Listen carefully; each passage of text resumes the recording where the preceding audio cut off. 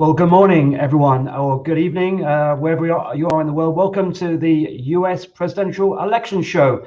The special show, of course, the results version, or at least we hope we're going to get some clues in the next hour or so as to who is winning the US election. So welcome, everyone. And in particular, welcome to our team of experts from across Europe and the world, in particular colleagues from Berlin, Brussels, Lisbon, London, and Paris. We're going to be hearing from them all in the coming hour as to their take on the latest analysis as to who is winning and what it will all mean for Europe and the world. So first of all, I want to thank Ryan, who's been going through the night, so you don't have to, looking at the latest results that have come through.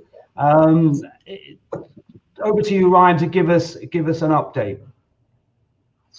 Well, here we are at 7 a.m. and things are still not very clear at all, really. What the story of the night has really been telling us is that Trump has performed better than expected. He hasn't won any state that he wasn't supposed to win, but in places like Ohio and in Florida, he's done better than the polls had given him credit for, which is a deja vu for us who remember 4 years ago. Now, there's a lot of states we're still waiting to hear from. Most of the states where Joe Biden was leading in these tighter states, like Georgia, North Carolina, Pennsylvania, Michigan, Wisconsin, Arizona, and so on. So there's a lot more that could happen in this race. But here we are without any clear indication as to who's going to win. Okay, well, thank you, Ryan. I didn't want to preempt that, but of course, when we all woke up this morning, or those of us who've been watching through the night, it's clearly very early days yet. But we've just watched Joe Biden take to the world's airwaves, looking pretty confident, though. And actually, he did effectively call Arizona, he called Wisconsin, he called Michigan, he called Philadelphia, Pennsylvania. He's striking a remarkably upbeat tone, Ryan, given, as you say, it really is perhaps too close to call. Absolutely. It's too close to call. However, Fox News also called Arizona, much to the unhappiness of the Trump campaign. And with Biden winning Arizona and with everything else that he's won, he would just need to win one of Pennsylvania or Georgia. He could get away with winning Wisconsin and Michigan and still win this race. So it really opens up quite an avenue of possibilities. It's very unlikely that all of the outstanding states, I mean, it's practically an impossibility that all the outstanding states go to Trump, especially since Joe Biden has very healthy leads in Wisconsin and Michigan. Pennsylvania is a bit tighter. North Carolina, as we've seen in the count, is very tight. And in Georgia, even the New York Times has conceded that Biden has a 63% chance of winning there. So he has reason to be confident. Perhaps he also has reason to be sounding confident, but we'll have to see what the results bring out in the next few hours. Okay, well, thanks, Ryan. If I can perhaps be a bit more forensic now, particularly for the viewers who are just joining us. A lot of this, of course, is speculation. Biden declaring some states that really may not be called, he admitted, for another day or maybe even more, till every vote is counted, as he put it. You're obviously giving us some insight there, particularly from the American national news media, but maybe for the benefit of the viewers watching, what concrete results have we actually got so far? Because at the end of the day, what matters surely is what the voters say in the ballot boxes. What is there on the ground to demonstrate anything that we perhaps didn't think was going to happen? And as you say, anything to confirm the deja vu phenomena from 2016, that Biden is losing his poll edge. I mean, in terms of, technically, what we're seeing right now are projections from media outlets about who will be carrying the states. We don't yet have any official state certified results. And they're based on county level results, Ryan, just to get it clear. These will be based on county level results. Exactly. But what we do know concretely is how the candidates have been performing in some key demographics. And a lot of the headlines following the election will focus on Florida, in particular, a county known as Miami-Dade County, where the Democrats are supposed to be racking up a high number of votes that would have given the platform to challenge the state. Now, the Latino vote in that county was a massive letdown for Joe Biden's campaign. It's a demographic that Hillary Clinton won very handily. It's a demographic Joe Biden has won, but by a lot less than Hillary Clinton did. Some numbers I saw, Hillary won that demographic by 40 points, Biden's won it by 5. So you can see a clear swing towards Trump. Now, many of whom were seemingly susceptible to the attack against Joe Biden, that he's being really driven by a socialist Democratic Party.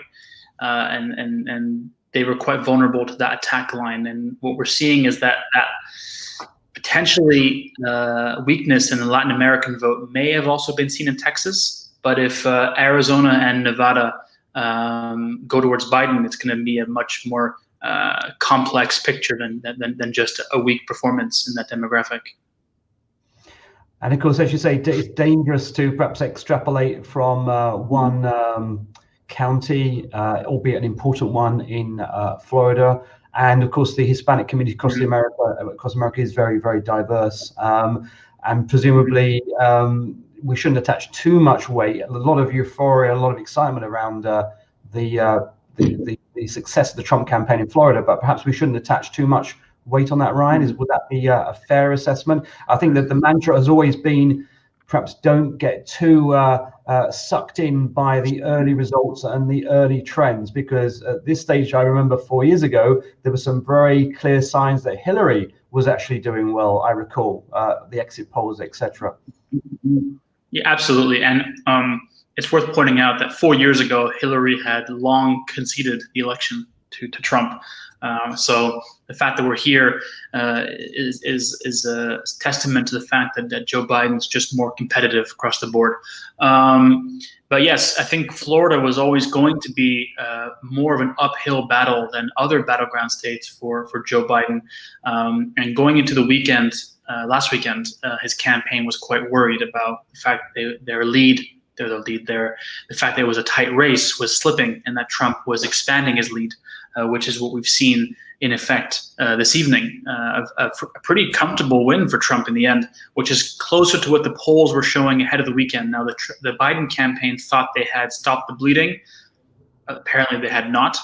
But from the very beginning, they were saying that Florida was not on their map or their path to victory. So it would have been a cherry on top, in effect, for their campaign.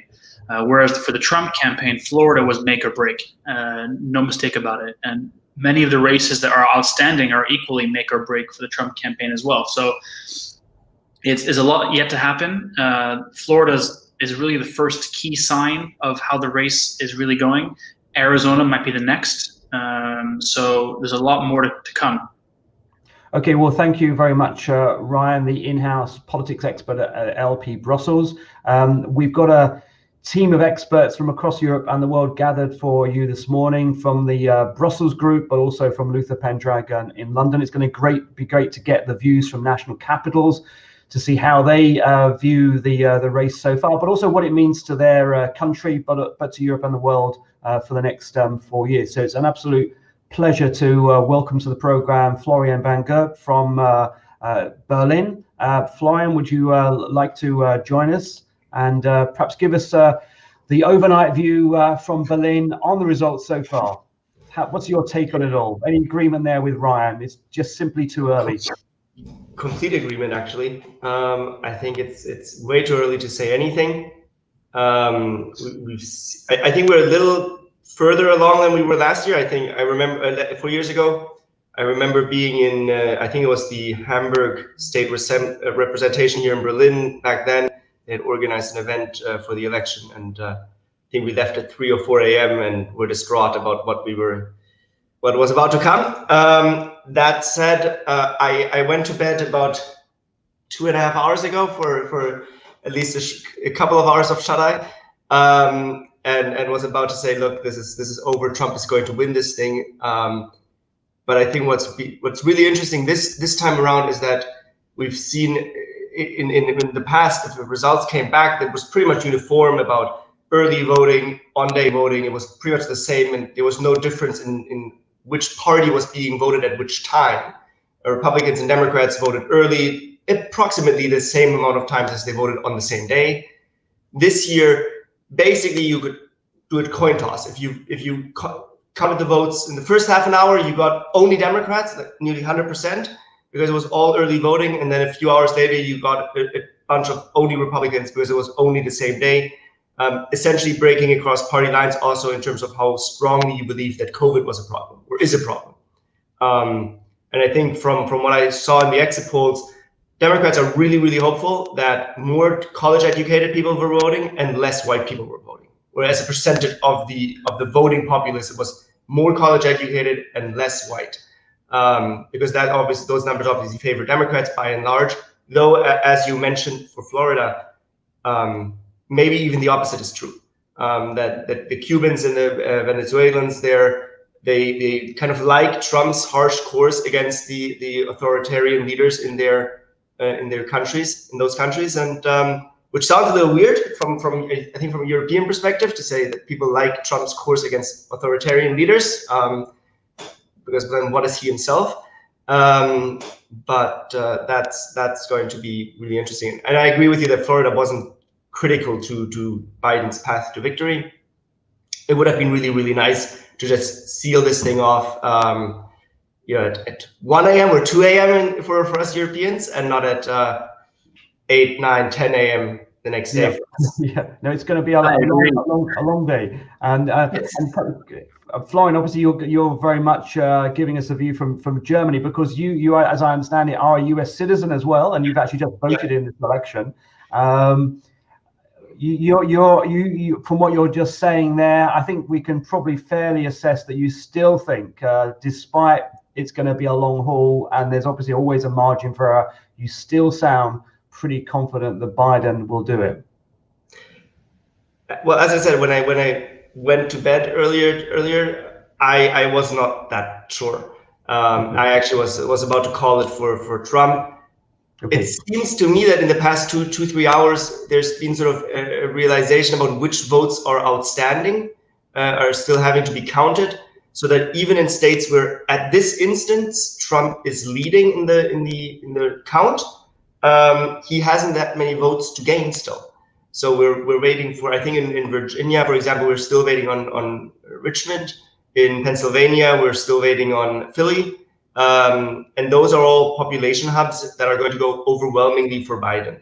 And I think that's going to be critical here.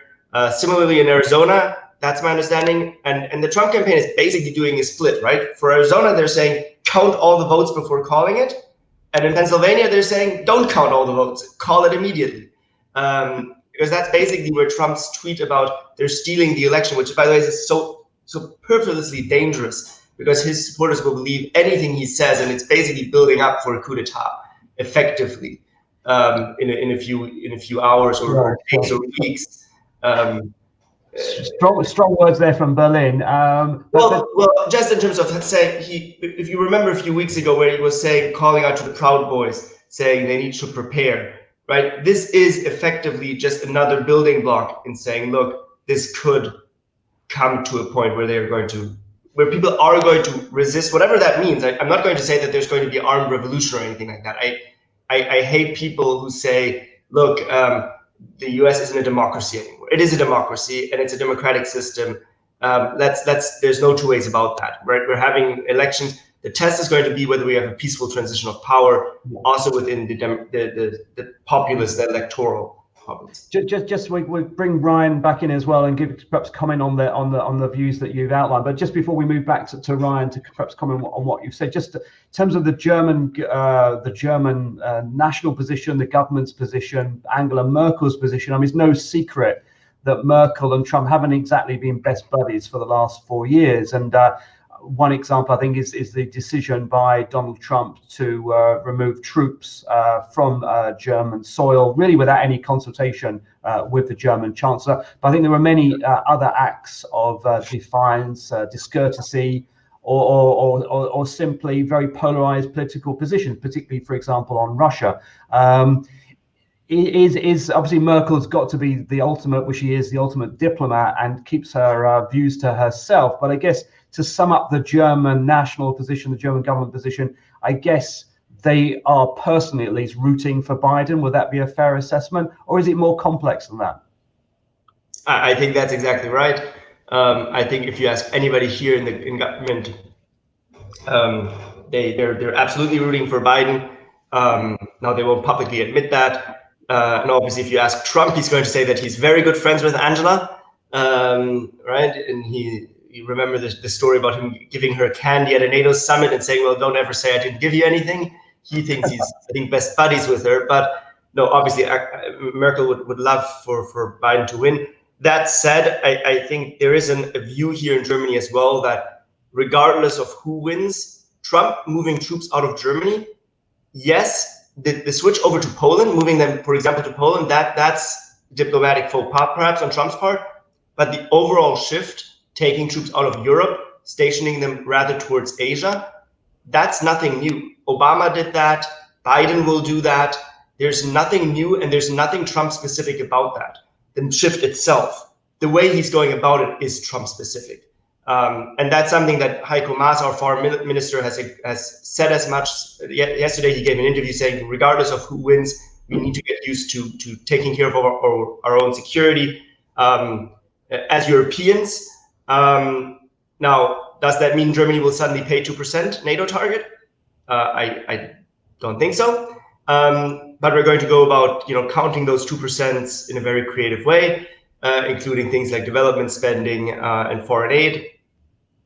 And we'll come to something around 2% probably at some point, and then say that we're doing our part. Biden will ask just as much that Germany pay up. That's nothing, I think, that's too Trump specific. Trump just says it in a much more obvious way.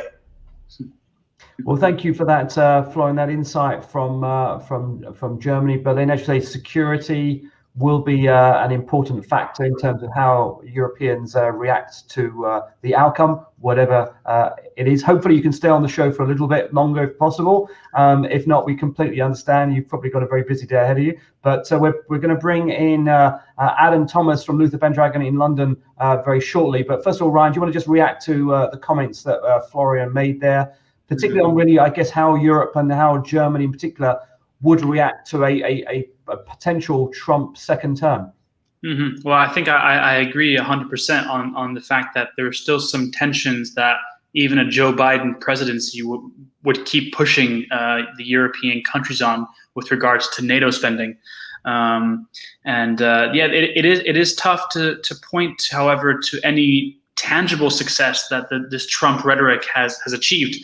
And whether a Joe Biden approach could be different, less aggressive, more consensus building.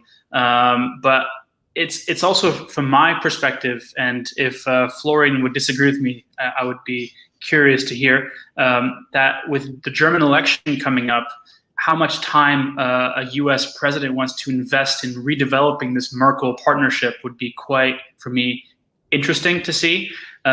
Especially as there's no candidate right now to replace Angela Merkel in those elections. So on top of the fact that Joe Biden will have a lot of domestic issues to deal with and that foreign affairs may take a back seat for the time being, he may need to manage his time quite carefully with regards to other foreign leaders. Perhaps we'll come back to that, but we'll welcome Adam to the show. Welcome, Adam, to the US presidential election show. Good morning to you from London. Good morning, Mark. Good morning, Ryan. Great Good morning, Florian. Great to see you. How was London this morning?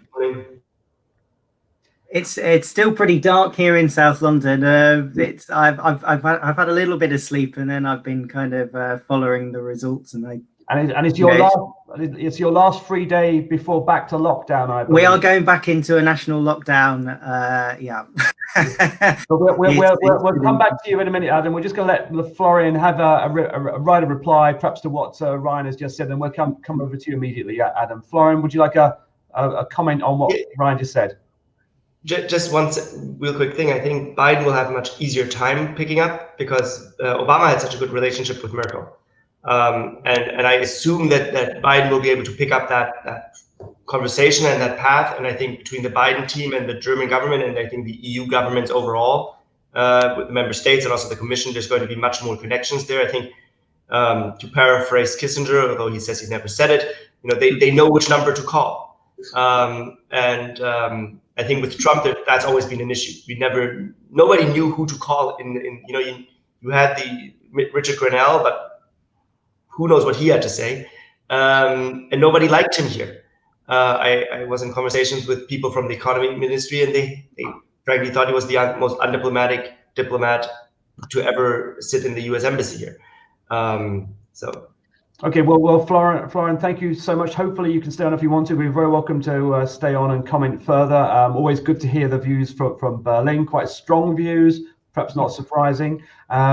Maybe a different tone in London this morning, Adam, mixed views about whether Trump maybe could hang on for a second term. Yeah, I think there'll be quite a lot of perhaps nervousness in Downing Street this morning, given some of the results coming in and the continued uncertainty, particularly given the relationship that Boris has had. Has been slightly different to some of the leaders in the EU. So they'll be keeping their powder dry, I think, this morning and following the results very closely indeed.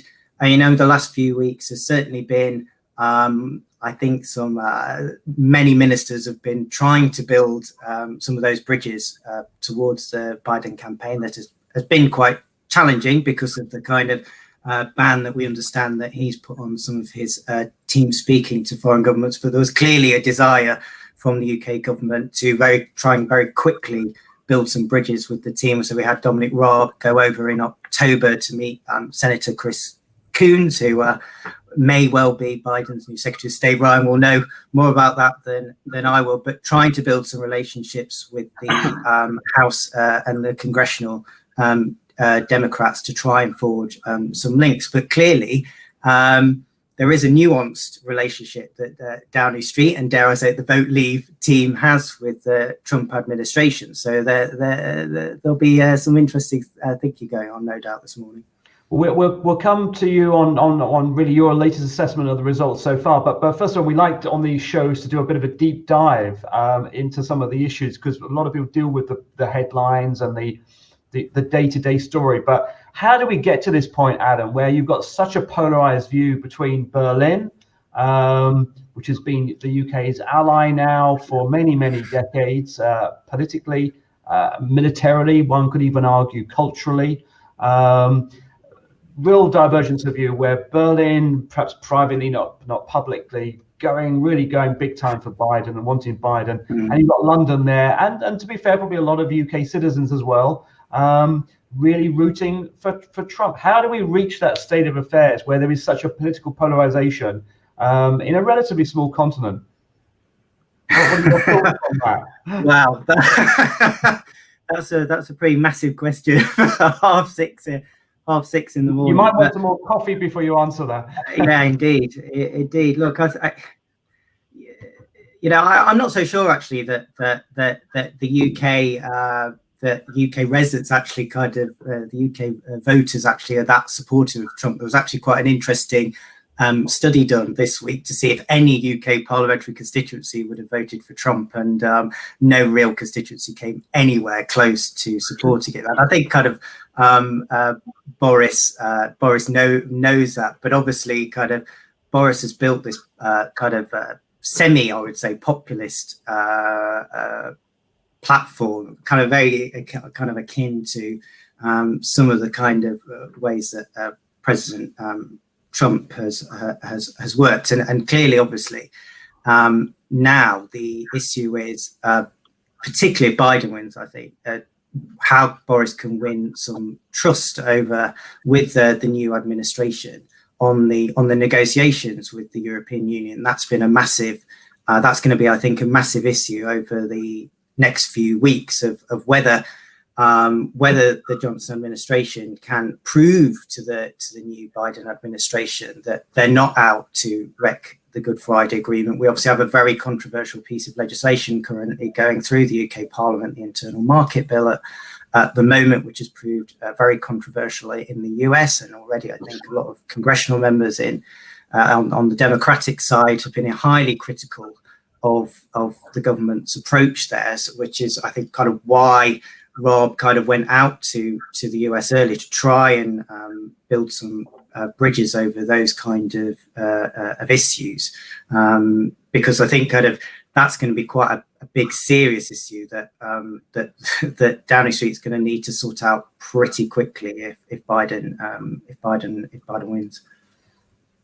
Well, thank you for that, Adam. Perhaps going to the results so far. I mean, you know, you're a veteran politics watcher in the UK, Europe, and the world. You've sat through many an election night. It's actually feeling a bit like a UK. Some of the UK elections we've had, which have been quite close and surprising, perhaps some of them. Maybe not the last one, but certainly the previous one. I mean, that's what was a lot more straightforward, indeed. Yeah, you know, is there a bit of deja vu? I'm sure you sat through 2016, or do you think, you know, taking the cautious views of Ryan and Florian, really, it is just still too early to tell? I think so. As Ryan says, and as Florian said, we're still waiting for a lot of, you know, although Trump looks like he's ahead in some of these key swing states, actually we're waiting for a lot of these city polls to come in. So I kind of just think it's way too early yet to kind of call it either way. To be honest, I think we're going to be looking in even days ahead. It sounds like to get a final result, and actually that's quite problematic, I think, for many kind of foreign governments, including the UK government, about how they're actually going to react to this over the days ahead. You know, and particularly from a UK perspective, because the special relationship is so critical has always been critical to the UK, but is particularly critical to this Boris administration. You know, you were talking earlier, Mark, about our slightly fractured relationships with certain partners in the European Union, and actually Boris's plan is very much to turn to the US to look for, you know, alliances and to develop the UK's new global, I guess, persona that he is. You know, he's got this global Britain mantra, and the US is really important to that agenda, most specifically in trade, of course, but there are other things coming up next year as well, where Boris will look to harness his relationship with the US as perhaps we turn our attention away from the European Union. So if there's any uncertainty, long-term uncertainty, then that causes, I think, the UK government some quite significant problems, given where we're heading in the months ahead, not just with the EU negotiations, but obviously kind of dealing with a major global pandemic as well. Well, indeed. I mean, we're less than 2 months away until the end of the transition period in terms of leaving the EU, and of course we are in the middle of this terrible pandemic. Perhaps we can turn to that, Adam. I mean, we don't really have politics as usual. I mean, can we actually project forward anything at the moment? I mean, we almost have a socialist government, you could argue, in the UK. In terms of the amount of government spending we have now. They've just extended the furlough scheme. We're about to go into one of the most draconian national lockdowns that the UK has witnessed since the Second World War. You know, bearing in mind there was already one lockdown, massive state intervention in terms of propping up, for example, the railways, which have basically been, you know, you could argue renationalised. Whoever takes over in the White House, surely we're not going to get back to politics as usual in the UK, and perhaps you know, we're going to see a very different and maybe difficult 4 years ahead of us, irrespective of the Brexit issue. Yeah, I think that's right. I think the UK has got some significant challenges ahead of it.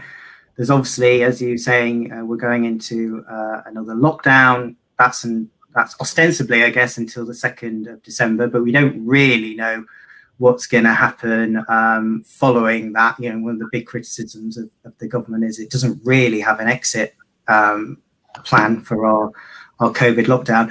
And in the weeks ahead, we're kind of waiting with bated breath to see what the negotiators can come back on the EU side as well. So economically, it's been very destabilizing in the UK. As you say, Mark, at the moment, the Chancellor is pumping billions of pounds into the economy to try and keep people in work, to try and keep the economy stabilized. But again, given the importance of the US economically to the UK, again, if there's uncertainty off the back of this election, COVID, leaving the EU, economic uncertainty are some pretty major challenges for the Johnson government going forward. Indeed, so some challenging times ahead, irrespective really of the outcome over the next few days, and some real challenges for businesses across Europe and the world to try and navigate all that. And perhaps we'll come back to that, and you, Adam, if you can stay on. But we appreciate it's a very, very busy morning. Well, we've heard from Brussels, we've heard from Berlin, we've heard from London. It's absolute great that we're going to be hearing soon from Paris, from Paul Damacourt, from Lighthouse Europe. Welcome. Good morning, Paul. Welcome to the show. Hi, bonjour from Paris. How are you?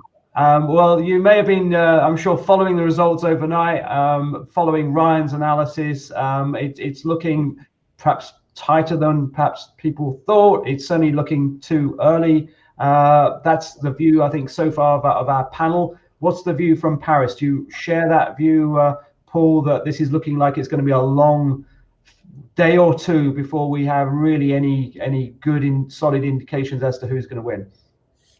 Yes, definitely. The indication that there's been some debate. People following the main newspapers are following closely with the correspondents based in LA, which have been taken over.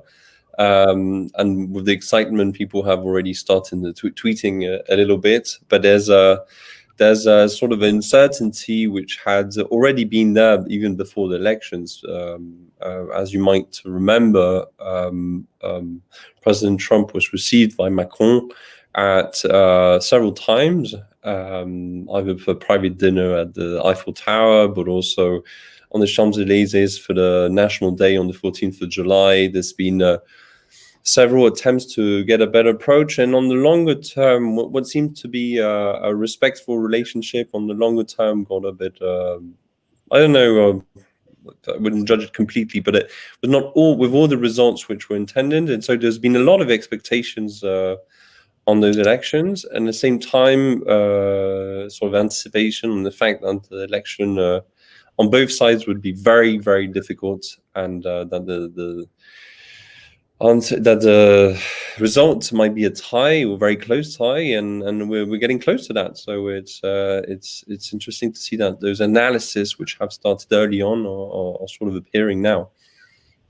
Okay, well, thank you for that reaction, Paul. If we can perhaps do a deep dive into the French position, we explored the German position and the London position, where, again, probably unfairly characterizing Florian's analysis, but, Germany really hoping for a change in administration for the sake of stability and security. This is a paraphrasing what you say, but it's probably privately a lot of officials in Berlin hoping Biden would have won by now.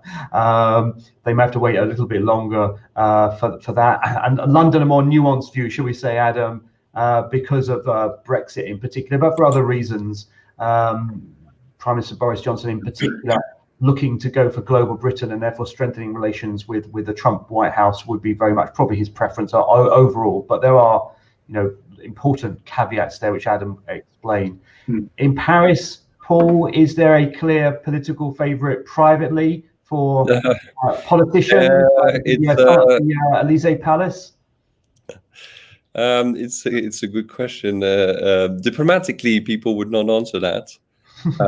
However, if you take the issues which seem to be which have risen during the last years,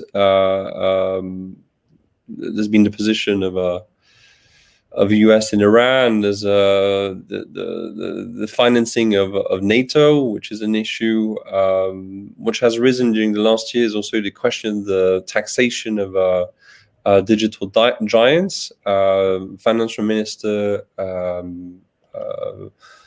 Le Maire has been very vocal on it and wants really to move forward on it. Whatever happens, discussions have been at OECD level. However, they have not advanced, and so France has indicated that they want to move forward on it. So I guess that so publicly everyone would say, well, the best wins, and it's the biggest democracy in the world, and it's our first commercial exchange partner. However, there are some elements which would favor an election of Biden and of the Democrats, even though some of those issues will not be answered to, especially the issues linked to trade and taxation on digital. But if I had a wild guess, and on the exchange I've had informally, it would be lean more towards Biden. And please not forget that Macron, when he got elected, was very inspired by the election of Obama. So it's an environment he really it's an environment he really him and his team appreciate.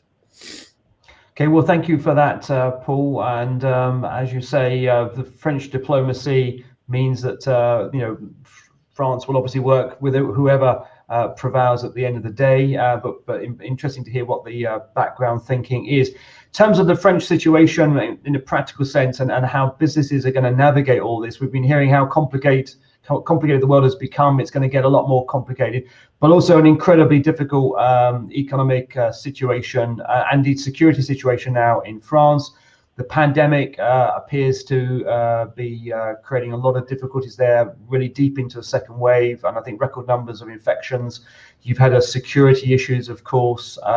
Tragically, a number of people have been killed. This must be a very difficult time for business. You've got a lot of challenges, be it the pandemic, terrorism, now political uncertainty. I mean, how are businesses viewing the year ahead? It must be tough for them. It's been hard for the last several years. There's been first the Gilets jaunes, which has created havoc in part of the country. Then, of course, the COVID situation, which makes it very difficult. Several reasons. One of them is, of course, there's a shock in the country was already quite indebted.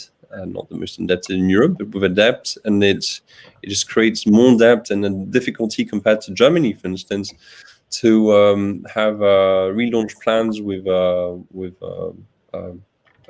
private money. So that's one of the issues. Second of all, it's the climate of confidence that is given to France. It seems very difficult to do business. And the total lockdown of all businesses for the moment is creating exactly now a mini debate on the fact that the value actually of what is done for the moment is actually given to American platforms, closing down all shops, libraries, everything here actually promotes Amazon, which is part of the public debate for the moment, and it's an issue which companies should deal with very early on, because we're entering into re-election in France soon, and in 2022. But next year will be linked to that, and I guess the French voice can be heard at European level, with France taking the presidency of the Council in beginning of first semester 2022. So those issues have to be addressed very quickly. Indeed, so a very challenging time for French businesses, and it does sound like a very difficult situation actually on the ground there, with a lot of business and shop and factory closures. Perhaps we can bring in other panelists to react to your remarks, and maybe Ryan to give us an update. I know you've been following the Twitter feeds and the news alert on the latest situation. But perhaps we can just turn to the issue whilst Ryan's going to be working on the update, just to another issue that I think is going to be top of Europe's agenda for the next 4 years, and that is climate change and implementing the Paris Accord and reaching not just that 2050 target, but the 2030 target, of course, at least 55% reduction in greenhouse gas emissions. How does the election, Florian, do you think affect all that? Or we had a discussion yesterday with Ryan about Timmermans really ploughing on irrespective of the outcome. But clearly the Green Deal will be bolstered by a Biden win. Big implications for business, big implications for our economy, big implications obviously for the environment. So what's the view from Berlin really on the Green Deal and relations with the White House?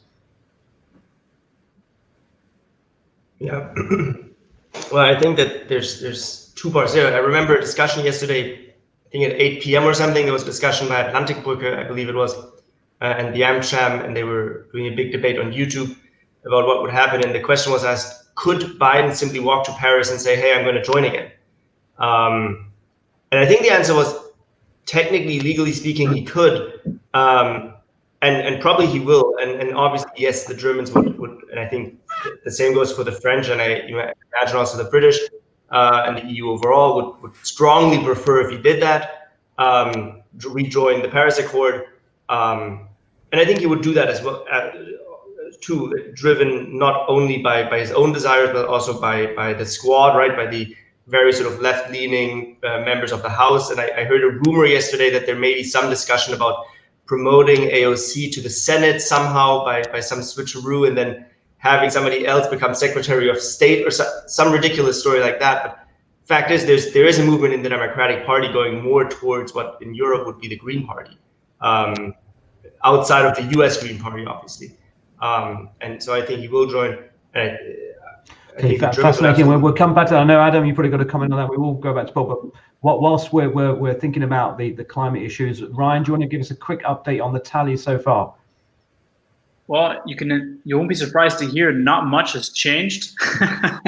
Georgia.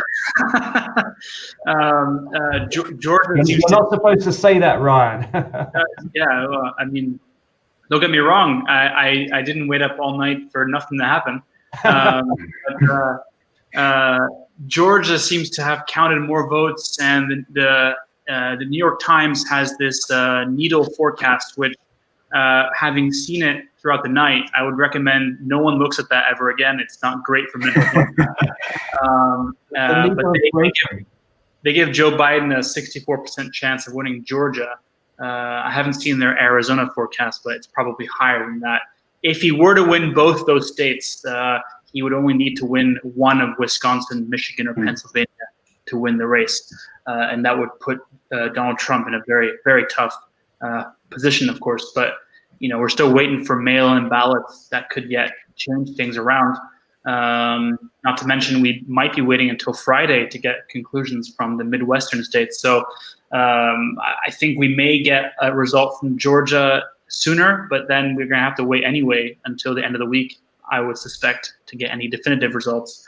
And then again, you have under this race, you have the Senate race, which looks like the Democrats might just fail at getting the majority there. So that's bad news by itself. Okay, well, yeah. Thank you for that, Ryan. As you say, some interesting trends, but still nothing definitive. I'm sure you staying up all night will be appreciated by everyone else, even though it may have been frustrating for you. Reaction from London, then we'll go back to Paris with Paul. Particularly, Adam, your comments on the climate agenda. Again, differences perhaps politically between Berlin and London. London very firm, though, on climate change, the Paris Accord, and in particular the 2050 target. How will a change of the White House perhaps affect Britain's climate commitments? Yeah, we talked earlier about how the UK can build bridges with a new administration. I think climate policy is one of those key areas that Downing Street really feels that it can make some really strong connections to a new Biden administration.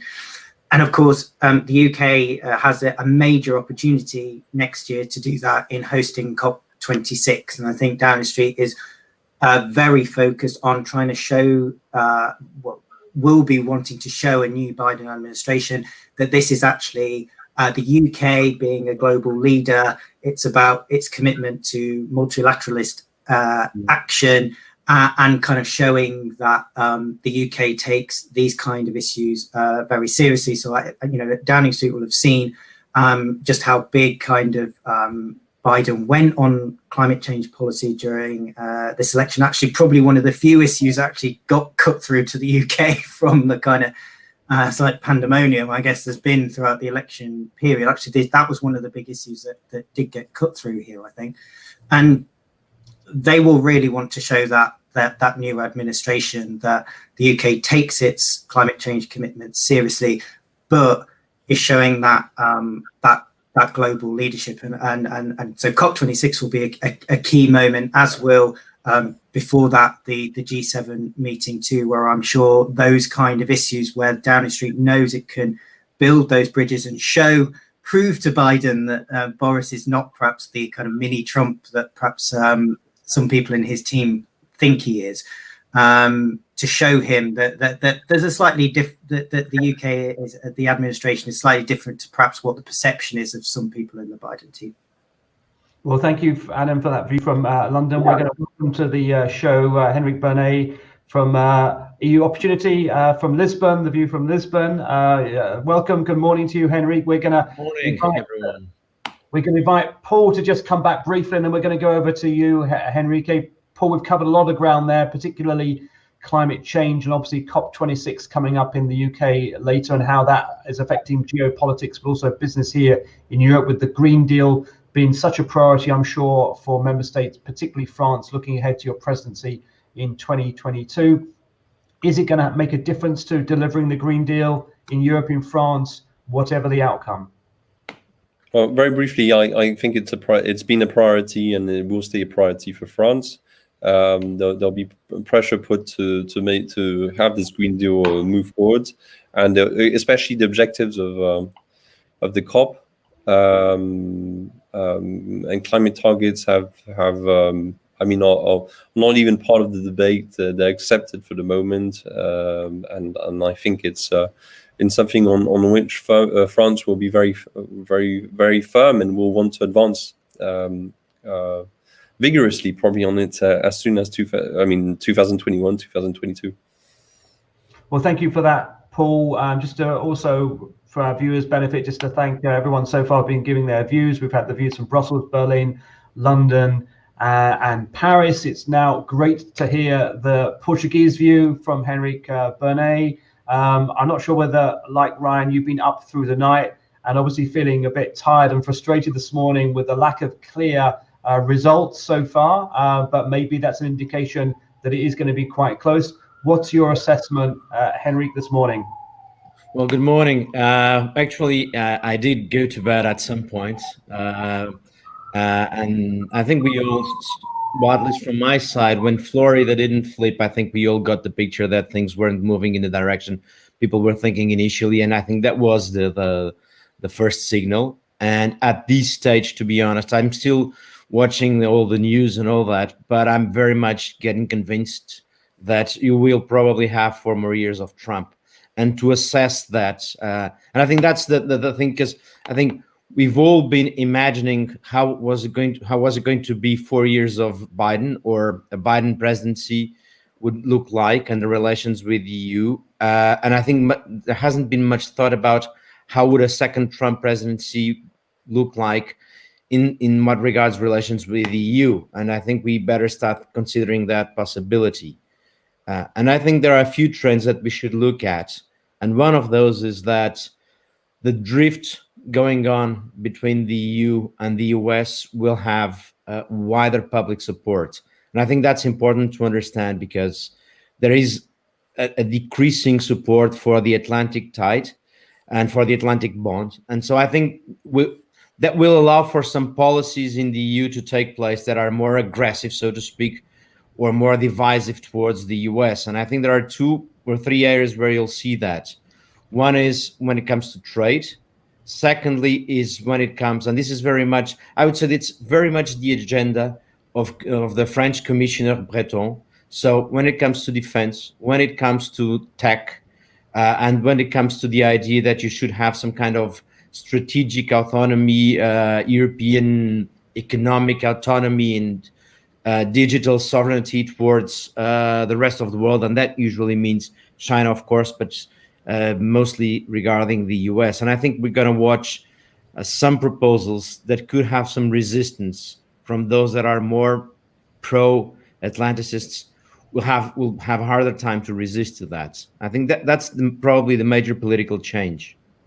Okay, well, pretty profound analysis there. I mean, one, obviously, you think Trump will prevail, but secondly, the implications that has on European policy, boosting the drift, ironically, perhaps towards European sovereignty, not just militarily but economically as well. And this is a trend, as you say, and as you know, Henrik, we've seen over the last 4 years, greater European autonomy. In many ways, greater European unity as a reaction to the Trump administration. Looking ahead, of course, the Portuguese will play a key role in all of this. You'll assume the presidency pretty soon, I believe. Yes. The next semester, so starting January, is the Portuguese presidency. So that's when it's the inauguration, whomever is the president. And I'm saying, I don't know if it's Trump or Biden, like no one knows. But what I think is the chances that it's Trump are much bigger now than they were 24 hours ago. So I think we should start looking at that possibility in a different way as we were looking before. And for the Portuguese presidency, I mean, the Portuguese have a problem, or have several problems that we need to find out how they will be resolved. So will there be a budget agreement before the Portuguese presidency or not? Will there be an agreement regarding the bazooka? So next to the budget, the Recovery and Resilience Plan as well. Will there be an agreement regarding Brexit? And now, what kind of relation with the US? And the Portuguese will inaugurate this relation. If it were Biden, I think it would be an opportunity to re-inaugurate a closer relation with the US. If it's not Biden, I don't think it's not that Portugal has a hard relation with Trump. There were no problems, but there's nothing very close, and there's nothing like to celebrate or to restart. Awkwardly, I think that the role that the UK can play might be very relevant, because the current British government might be the best bridge between the US and Europe, and that might make the whole thing. And it seems that Brexit may end up well or with a deal, and that may make the UK government relevant for this bridge. Well, very, very interesting. Well, we'll bring Adam back in there, if we may, on the UK acting as potentially a bridge to a Trump second-term administration. Ironically, perhaps the UK playing the peace broker between its European partners and the US at this this crucial time. Of course, the UK-Portuguese alliance is one of the world's oldest alliances, so we're always going to see a very close alignment, I think, between Lisbon and London. Adam, your reaction to Henrique's analysis there, that the UK could play a key role in the next 4 years, given the geopolitical challenges we face? Yeah, I think kind of if we do see a Trump administration, yes, it puts the UK in quite an interesting position, potentially, given that the links that the UK government already has with the administration, as Henrique said, that potentially that we can act as this bridge. Because I think, although we've left the European Union, I think the UK government would still say it's very much committed to a range of different international organisations that bring the US and the EU together. We've talked a lot about NATO this morning. But again, there's arguments around the potential of the G7 looking to formulate new alliances as a counterweight to China. And again, I think the kind of UK government wants to play a big role in that too. And certainly, if Trump carried on, then I think that's probably one of the big bonuses for the UK, in the sense that there would continue, I would have thought, to be momentum around the trade discussions that we're having. We finished round 5 of the negotiation this week. And so there would be perhaps a bit more momentum there. And I think, again, that, you know, the UK would want to sell that as a bridge. I think probably there are still a number of headaches, though, for the UK government, even if Trump wins. We've talked about kind of climate change and where the UK wants to show some leadership there. I think that would be a problem. And I think also if Trump decides that he's going to become even more, or make the US even more insular in his second term, I think actually that poses some quite significant challenges for the UK about then how it manages that situation. If, say, for example, he puts a lot of pressure on the UK to side with some of his views around NATO, if he puts a lot of pressure on the UK around things like the Iran deal and Middle Eastern policy, then I think that's going to cause quite a lot of headaches for the UK as it tries to balance its relationship both with the US and continuing to have a constructive relationship with its European partners. Well, thank you, Adam, for that view from London. We've got just a few minutes of the show left, so maybe just 30 seconds or so final words from everyone, and we'll end up with Ryan with his latest analysis of the results so far. But if you're running a business, you're running corporate affairs, public affairs, I mean, how do you navigate these unprecedentedly challenging times, changing times in the year ahead, bearing in mind the uncertainty we've got tonight, the pandemic, the economics, the geopolitics, everything else? Paul, the view from Paris, your advice to business leaders on navigating a challenging year ahead? Please make your voice heard at an early stage. French are not as well known as other countries for the lobbying. It's at an early stage. Say what is your issue? Why are you impacted? What change can be made? What are you looking for? There's going to be an economic stimulus package. There's a multi-annual framework. There's a big cake which is there, but not big enough for everyone. So fight early in advance, say what you want, and you might have a piece of it. And this will help you stay afloat for the years to come. Well, thank you for that very clear advice, Paul. Almost you're saying, despite the uncertainty, maybe because of it, businesses shouldn't hold back. They should tell policymakers what they want. Yep. Over to Lisbon, Henrique, Burnay, your views on how businesses should navigate these difficult, challenging times. Well, I totally agree with Paul. The thing is, if you're if you're an American business, you need to be in Brussels engaging directly with the EU policymakers, because it's not the good relation between the EU and the American administration that is going to help you. On the other hand, and again, if you're an American business, you should pay attention to the fact that these bonds, this transatlantic bond, is weaker now. So you need to put forward your arguments.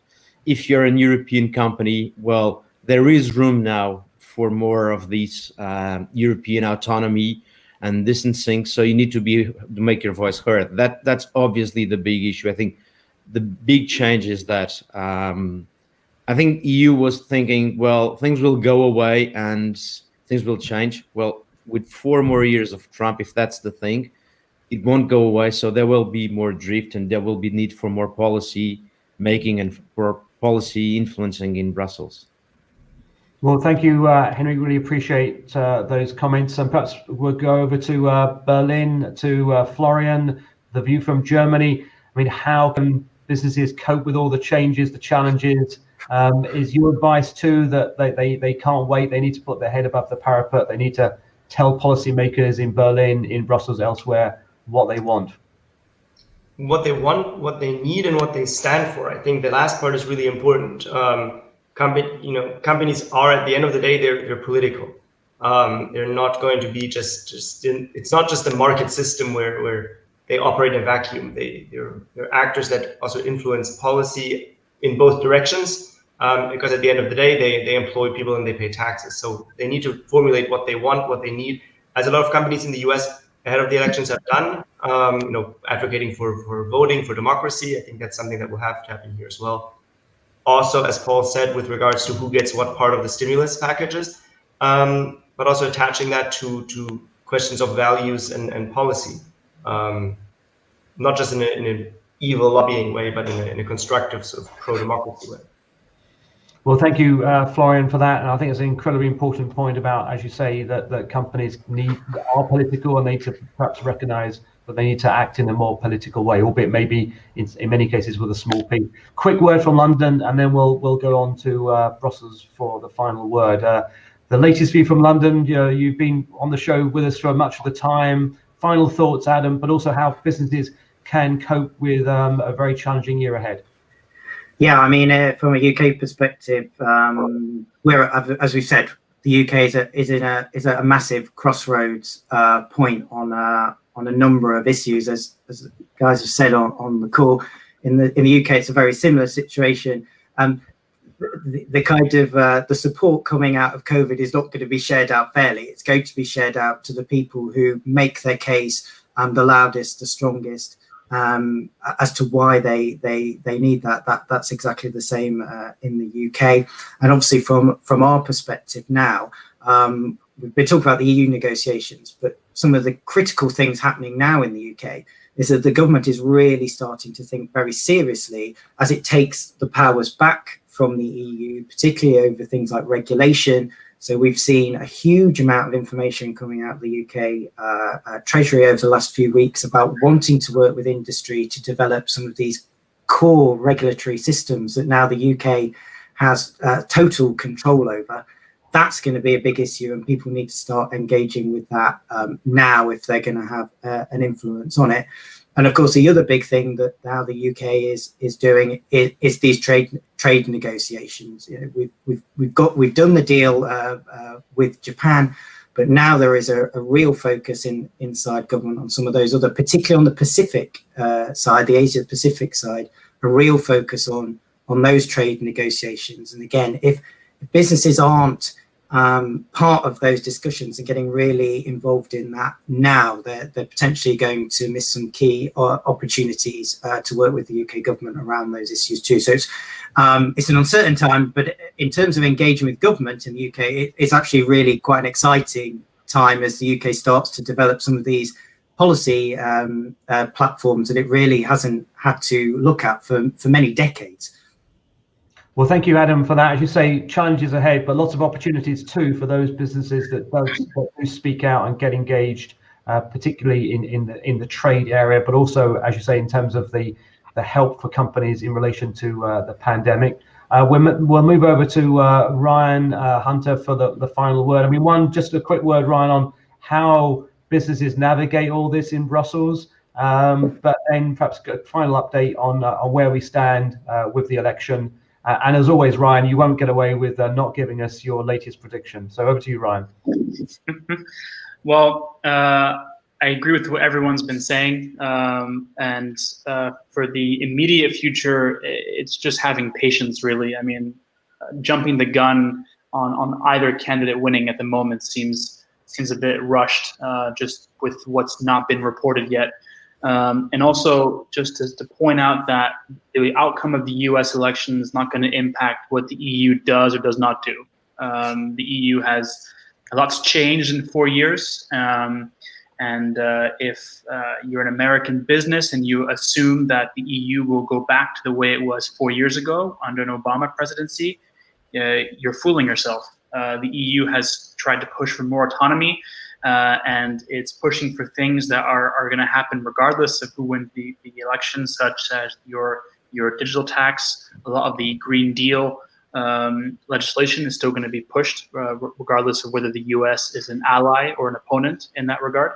So I think just being aware of what the EU is doing is going to be hugely important in the months ahead, in particular with the recovery fund, as the other panelists have been saying. Now, shifting to the latest results, I see we had a comment asking for when the next round of results are due, and we're not going to get a round of results as we've been getting throughout the evening.